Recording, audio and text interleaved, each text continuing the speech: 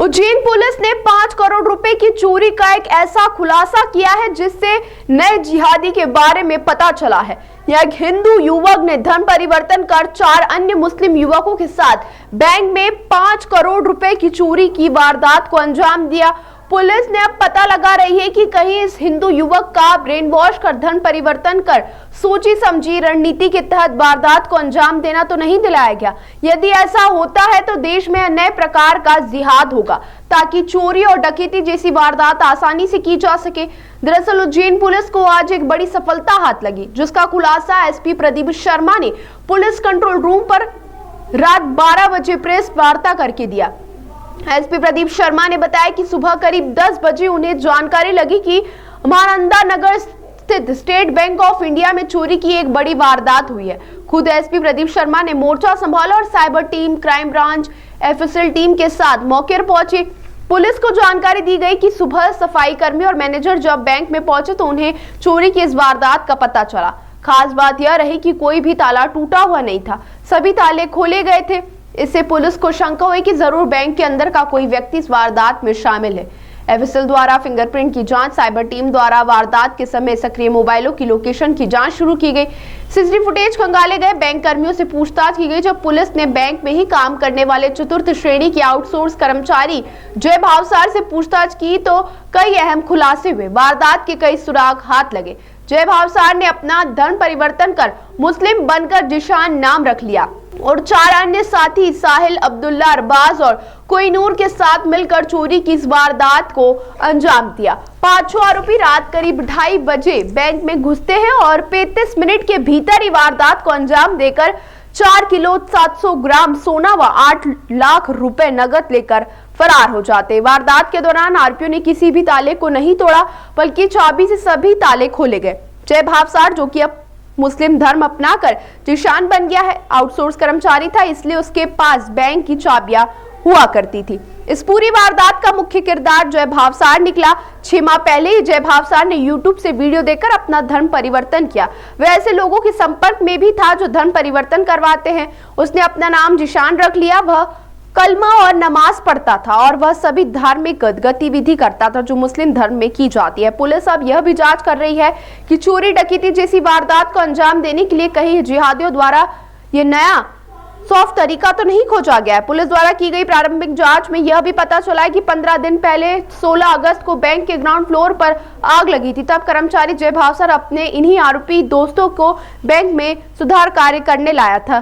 तब पूरी तरह से रेकी की गई, वह स्टडी की गई और जानबूझकर गोल्ड लॉकर को खुला छोड़ा गया। पुलिस अब यह पता लगा रही है कि बैंक में आग बुझाकर योजना के तहत तो नहीं लगाई गई। चोरी की इस वारदात में बैंक के बड़े अधिकारियों की लापरवाही भी सामने आई। बैंक के जय भावसार में आउटसोर्स के रूप में चतुर्थ श्रेणी कर्मचारी था। उसके पास बैंक की चाबी होना बड़ा सवाल खड़ा करता है। हालांकि मामले की गंभीरता को देखते हुए बैंक के आला अधिकारियों ने एसबीआई महानंदा नगर शाखा प्रबंधक पायल महेश्वरी, सेवा प्रबंधक सुरेंद्र कुमार माधव और केश अधिकारी अभिनव को तत्काल प्रभाव से निलंबित कर दिया है। 12 घंटे के भीतर चोरी की इस बड़ी वारदात का खुलासा करने वाली टीम को एडीजी ने 30,000 रुपए का इनाम देने की भी घोषणा की है।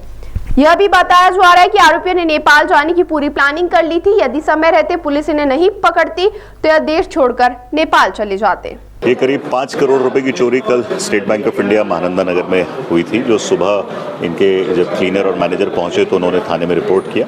12 घंटे से कम में भी हमारी पुलिस ने इसको सॉल्व किया और उसमें पूरा माल की रिकवरी की गई है, जिसमें करीब 4 किलो 700 ग्राम गोल्ड है और 8 लाख रुपए नगद है।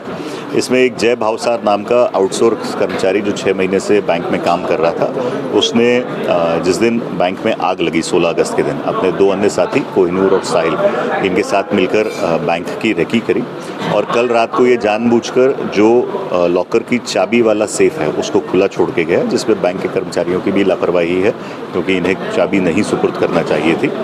उसके बाद रात में ये 1:30 बजे इकट्ठा हुए। इन्होंने चाबी हाथ डाल के खिड़की के माध्यम से दरवाजे को खोला और उसके बाद पूरा सारे ताले खोलकर सारी चोरी करी और उसके बाद ये आपस में डिस्ट्रीब्यूट करने के लिए एक होटल गए और वहाँ से फरार हो गए। इसमें सभी आरोपियों को ऑलरेडी गिरफ्तार कर लिया गया और क्योंकि बैंक की इसमें एक बहुत बड़ी लापरवाही सामने आई है तो बैंक के सुपरवाइजर ऑफिसर से हमारी सुबह बैठक हुई थी और उन्होंने बताया है कि उन्होंने ब्रांच मैनेजर और 2 अन्य कर्मचारियों को इसमें सस्पेंड किया है और इसके अतिरिक्त एक जाँच भी बिठाई है और साथ ही उन्होंने आश्वासन दिया है कि उनके जुरिस्डिक्शन के सभी बैंक्स का विद इन अ वीक वो इंटरनल सिक्योरिटी ऑडिट भी कराएंगे। सर, ये परिवर्तन की एक बात सामने आई। ये जय भावसार जो 24 साल का ढाबा रोड का रहने वाला है, ये पिछले 6 महीने से कुछ यूट्यूब पर वीडियोस देख रहा है और जिसके बाद इसने अपना नाम और धर्म परिवर्तन किया और अब ये जीशान नाम से जाना जाता है। और इसके संबंध में भी हम इसके फ़ोन की और ये किन लोगों के संपर्क में था जिनके द्वारा ये ब्रेन वॉशिंग की गई, उनकी जानकारी ले रहे हैं और अगर इस तरह का कोई गिरोह आता है तो उसके संबंध में भी कार्रवाई की जाएगी। क्या चोरी करने के लिए इन्होंने बैंक में आग लगाई थी? ये हमारी अभी इन्वेस्टिगेशन का बिंदु है और किस तरह से घटना अनफोल्ड हुई है ये संभावना से इनकार नहीं किया जा सकता कि 16 अगस्त को इन्होंने खुद बैंक में जानबूझकर आग लगवाई है और उसके बाद ये